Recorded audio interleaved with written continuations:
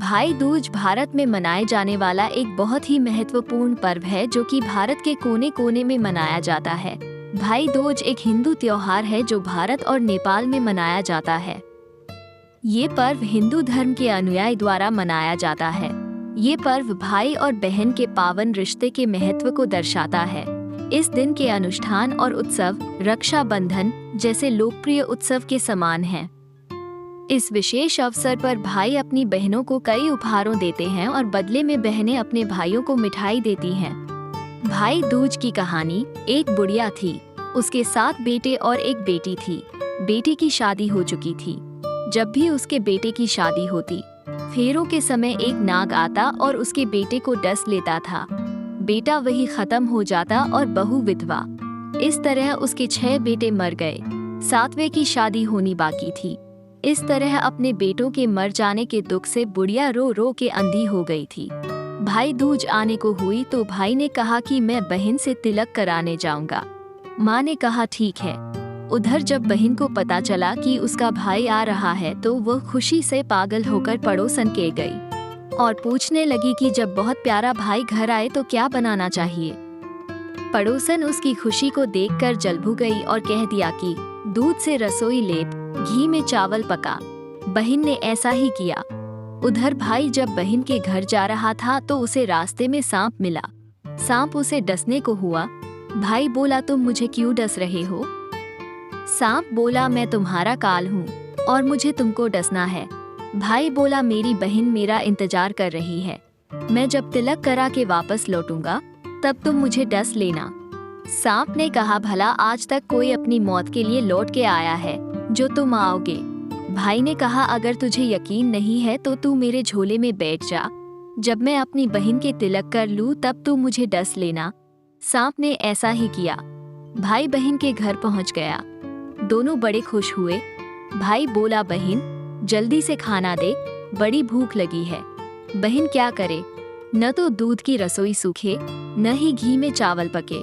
भाई ने पूछा बहन इतनी देर क्यों लग रही है, तू क्या पका रही है? तब बहन ने बताया कि ऐसे ऐसे किया है। भाई बोला पगली, कहीं घी में भी चावल पके हैं या दूध से कोई रसोई लीपे है। गोबर से रसोई लीप, दूध में चावल पका। बहन ने ऐसा ही किया। खाना खा के भाई को बहुत जोर नींद आने लगी। इतने में बहन के बच्चे आ गए। बोले मामा मामा हमारे लिए क्या लाए हो? भाई बोला मैं तो कुछ नहीं लाया। बच्चों ने वो झोला ले लिया जिसमें सांप था। डे से ही उसे खोला, उसमें से हीरे का हार निकला। बहन ने कहा भैया तूने बताया नहीं कि तू मेरे लिए इतना सुंदर हार लाए हो। भाई बोला बहना तुझे पसंद है तो तू ले ले, मुझे हार का क्या करना। अगले दिन भाई बोला अब मुझे जाना है, मेरे लिए खाना रख दे। बहन ने उसके लिए लड्डू बना के एक डब्बे में रख के दे दिए। भाई कुछ दूर जाकर थक कर एक पेड़ के नीचे सो गया। उधर बहन के जब बच्चों को जब भूख लगी तो माँ से कहा कि खाना दे दो।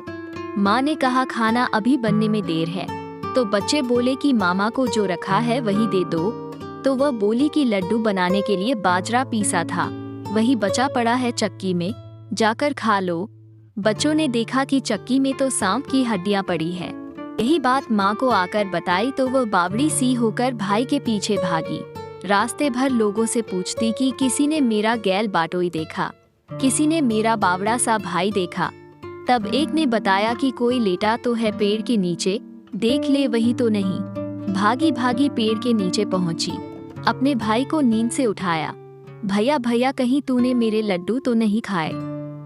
भाई बोला ये ले तेरे लड्डू, नहीं खाए मैंने। ले दे के लड्डू ही तो दिए थे। उसके भी पीछे पीछे आ गई। बहन बोली नहीं भाई तू झूठ बोल रहा है, जरूर तूने खाया है। अब तो मैं तेरे साथ चलूंगी। भाई बोला तू ना मान रही है तो चल फिर। चलते चलते बहन को प्यास लगती है। वह भाई को कहती है कि मुझे पानी पीना है। भाई बोला अब मैं यहाँ तेरे लिए पानी कहाँ से लाऊं? देख दूर कहीं चील उड़ रही हैं, चली जा वहाँ शायद तुझे पानी मिल जाए। तब बहन वहाँ गई और पानी पीकर जब लौट रही थी तो रास्ते में देखती है कि एक जगह जमीन में 6 शिलाएं गड़ी हैं और एक बिना गड़े रखी हुई थी। उसने एक बुढ़िया से पूछा कि ये शिलाएं कैसी हैं?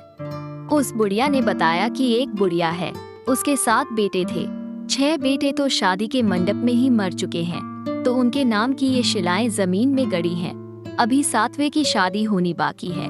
जब उसकी शादी होगी तो वह भी मंडप में ही मर जाएगा, तब ये 7वीं शिला भी जमीन में गड़ जाएगी।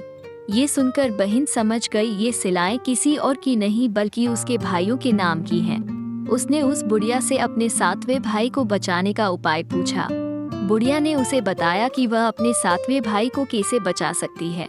सब जानकर वो वहाँ से अपने बॉल खुले करके पागलों की तरह अपने भाई को गालियाँ देती हुई चली। भाई के पास आकर बोलने लगी, तू तो जलेगा, कुटेगा, मरेगा। भाई उसके ऐसे व्यवहार को देखकर चौंक गया, पर उसे कुछ समझ नहीं आया। इसी तरह दोनों भाई बहन माँ के घर पहुँच गए।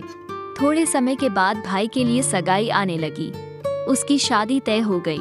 जब भाई को सेहरा पहनाने लगे तो वह बोली, इसको क्यों सेहरा बांधेगा, सहारा तो मैं पहनूंगी, ये तो जलेगा, मरेगा।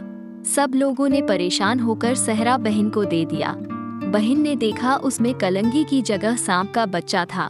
बहन ने उसे निकाल के फेंक दिया। अब जब भाई घोड़ी चढ़ने लगा तो बहन फिर बोली, ये घोड़ी पर क्यों चढ़ेगा, घोड़ी पर तो मैं बैठूंगी, ये तो जलेगा, मरेगा, इसकी लाश को चील कौवे खाएंगे। सब लोग बहुत परेशान। सबने उसे घोड़ी पर भी चढ़ने दिया।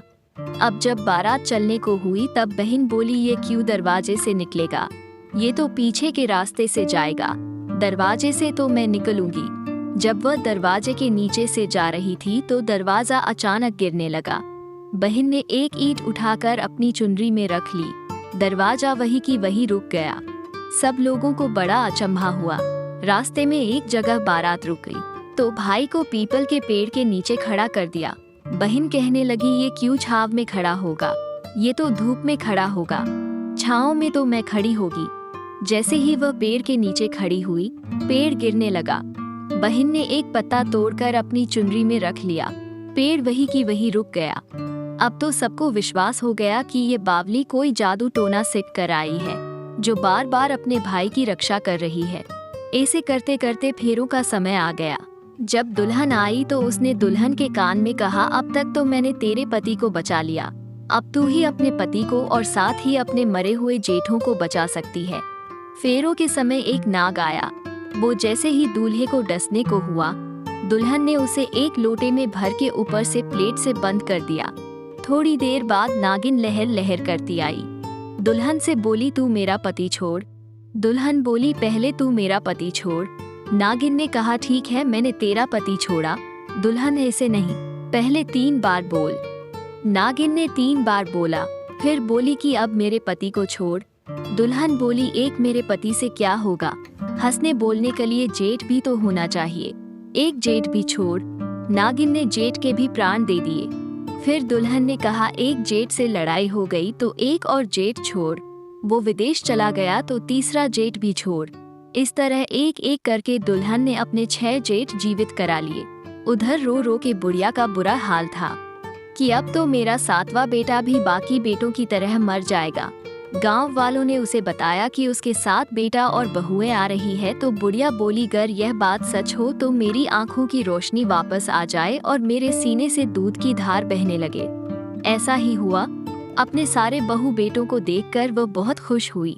बोली, यह सब तो मेरी बावली का किया है, कहाँ है मेरी बेटी। सब बहन को ढूंढने लगे। देखा तो वह भूसे की कोठरी में सो रही थी। जब उसे पता चला कि उसका भाई सही सलामत है तो वह अपने घर को चली। उसके पीछे पीछे सारी लक्ष्मी भी जाने लगी। बुढ़िया ने कहा, बेटी पीछे मुड़ के देख, तू सारी लक्ष्मी ले जाएगी तो तेरे भाई भाभी क्या खाएंगे। तब बहन ने पीछे मुड़ के देखा और कहा, जो माँ ने अपने हाथों से दिया वह मेरे साथ चल, बाकी का भाई भाभी के पास रह। इस तरह एक बहन ने अपने भाई की रक्षा की।